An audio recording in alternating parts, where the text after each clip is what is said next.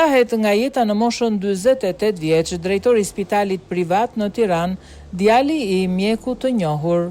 Është ndarë nga jeta në moshën 48 vjeç Elvis Karaj, administratori i spitalit privat Amavita në Tiranë. Njoftimi është bërë publik ditën e sotme edhe nga vetë spitali dhe të afërmit e tij. Sipas informacioneve të para, shkaku i vdekjes dyshohet të ketë qenë një arrest kardiak.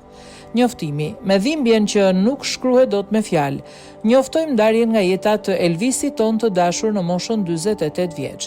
Ishte njeriu që ishte aty për çdo, kurdo.